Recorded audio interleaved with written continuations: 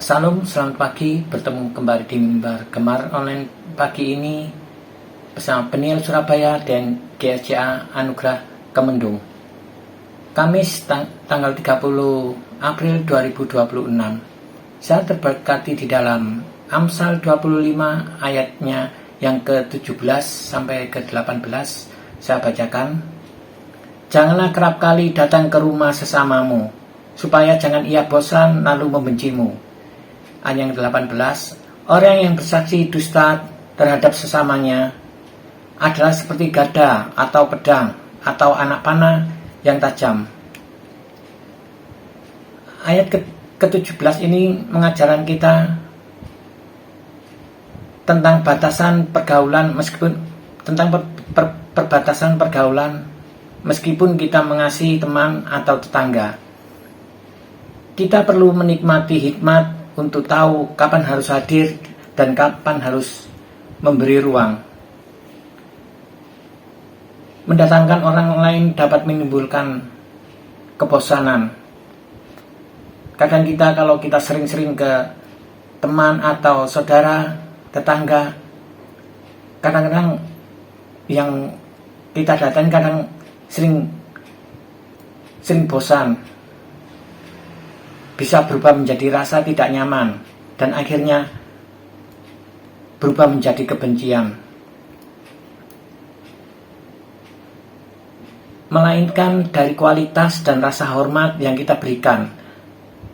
Kita harus menjaga privasi dan waktu pribadi sesama kita, bijak dalam bersosialisasi agar kehadiran kita menjadi berkat bukan beban. Seandainya kita kalau bermain ke teman atau saudara, kita harus lebih membangun, lebih memberi kita support untuk dalam segala kegiatan, terlebih dalam pelayanan. Ayat yang ke-18 menyatakan bahwa lidah dan kesaksian palsu. Penulisan Amsal menyamakan orang yang bersaksi dusta dengan senjata yang merusak gada, pedang atau anak panah. Yang dimaksud ini adalah setiap kita berkata kepada siapapun, kita harus menjaga setiap tutur kata kita. Kadang kita bisa menyinggung, kadang kita bisa mengomongkan orang lain. Memang seringkali namanya manusia kedagingan, kita kalau sudah berkumpul, kita kebanyakan seringkali kita mengomongkan orang lain. Terlebih kalau kita mengomongkan kebaikan, itu suatu support bagi mereka agar mereka selalu terus bertumbuh dalam Tuhan. Dusta atau gosip, fitnah terhadap sesama bukan hanya kesalahan moral, tetapi tindakan kekerasan yang menghancurkan reputasi dan kehidupan sesama kita.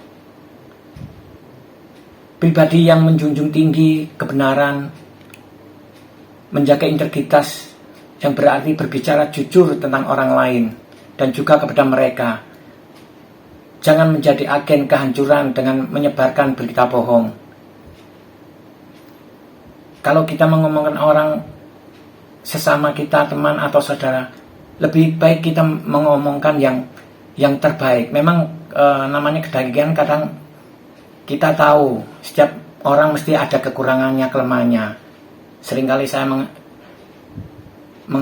membicarakan tentang kita harus tahu setiap karakter setiap orang.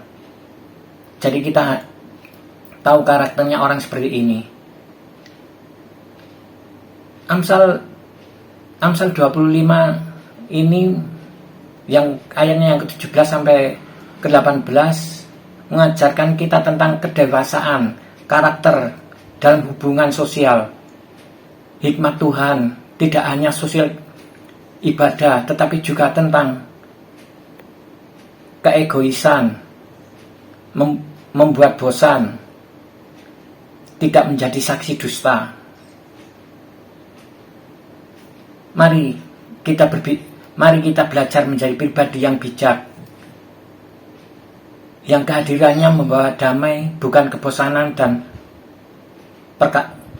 perkataannya membawa kebenaran. bukan perpecahan.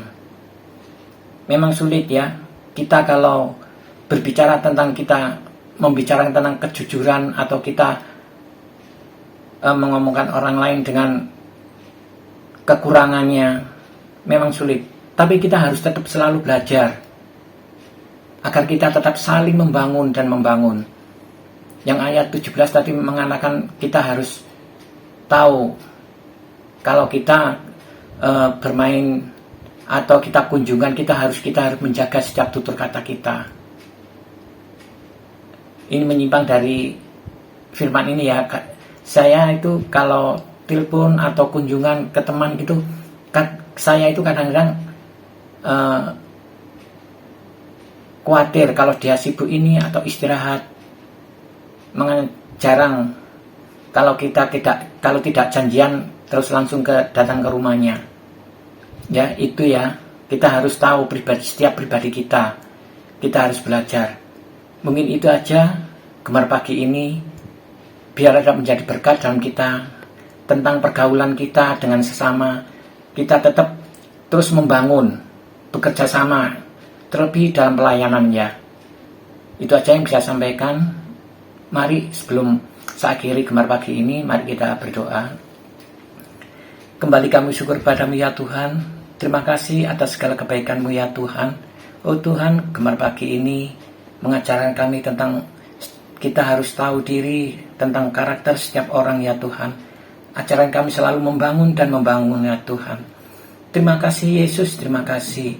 Sebentar kami akan melakukan aktivitas kami dari pagi, siang hingga malam.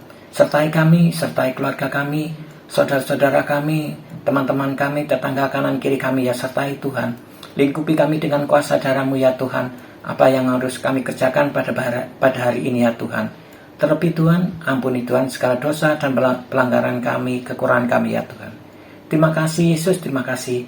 Hanya dalam nama Tuhan Yesus Kristus, haleluya, amin. Terus bergemar, Tuhan Yesus memberkati.